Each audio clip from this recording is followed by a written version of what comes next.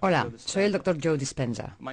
Estudié bioquímica en la Universidad Rutgers y luego obtuve mi título en la Universidad Life, cerca de Atlanta, Georgia. En los últimos 7 años me ha interesado mucho el estudio de la remisión espontánea de enfermedades. En otras palabras, casos de personas diagnosticadas de afecciones como cáncer, diabetes o raros trastornos genéticos para los cuales la medicina no tenía cura. Estudié a gente con trastornos cardiovasculares como taquicardia o arritmia, hipertensión, a gente que tenía elevados niveles de colesterol, enfisema, problemas endocrinos como trastornos tiroideos, y me interesaba saber si existían factores en común entre estas personas.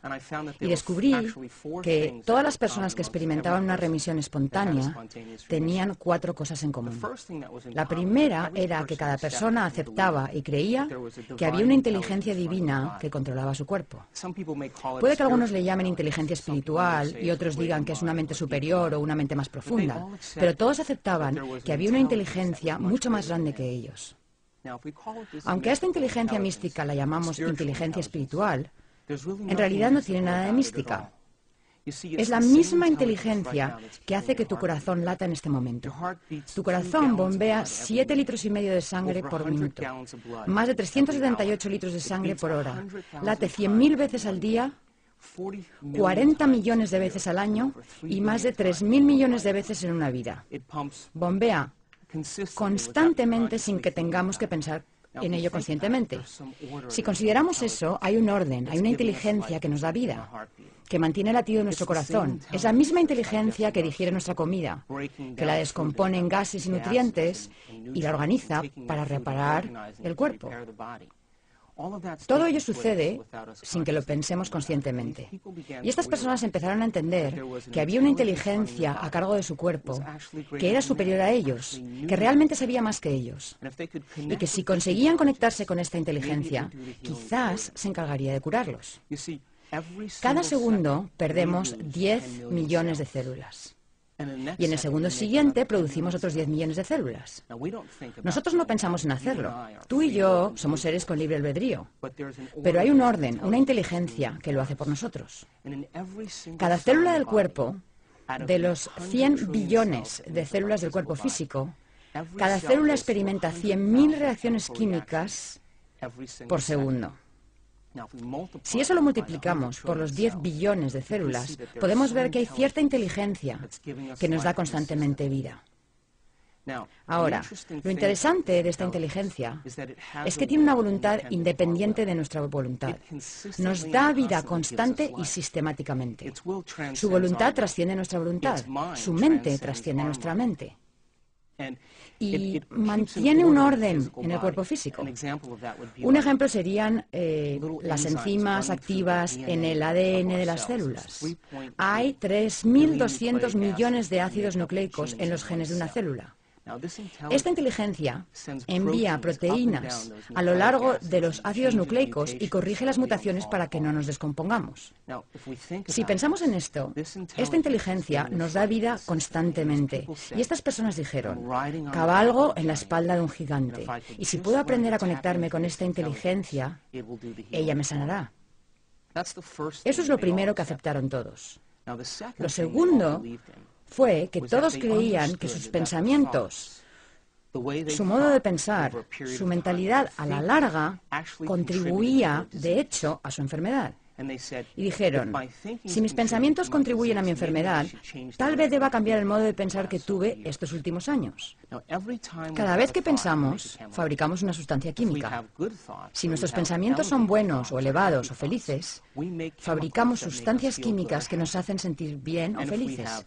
Y si nuestros pensamientos son negativos o malos o de inseguridad, fabricamos sustancias químicas que nos hacen sentir exactamente como pensamos. Cada sustancia que se libera en el cerebro es literalmente un mensaje que alimenta al cuerpo físico. Y ahora el cuerpo empieza a sentir como piensa. Cuando empezamos a sentir como pensamos, sucede algo asombroso. El cerebro, que está en comunicación constante con el cuerpo, consulta con el cuerpo y empieza a pensar de la manera en que sentimos, lo que a su vez fabrica más sustancias químicas que nos permiten sentirnos como pensamos y pensar como sentimos. Y quedamos atrapados en el ciclo de pensar y sentir entre el cerebro y el cuerpo. La consecuencia indirecta final de esto es que creamos un estado de ser, y ese estado de ser se convierte en nuestro modo de pensar. En otras palabras, los sentimientos se convierten en nuestro modo de pensar. Y cuando los sentimientos se convierten en nuestro modo de pensar, estamos atrapados en un ciclo donde el cuerpo literalmente piensa por nosotros. Estas personas razonaron y dijeron, si mis pensamientos han creado esta enfermedad, y mis pensamientos crean estas sustancias químicas que me hacen sentir de cierta manera y comportarme de cierta manera, tendré que cambiar mi modo de pensar. Entonces se propusieron interrumpir el proceso. Eso era lo segundo que tenían en común. Lo tercero en común, que encuentro realmente asombroso, es que estas personas decidieron que para interrumpir su proceso de pensamiento tenían que reinventarse a sí mismos. Tenían que convertirse en otra persona. Y cuando empezaron a pensar en quiénes querían ser, pararon el ciclo continuo de reacciones entre pensar y sentir y se hicieron algunas preguntas importantes.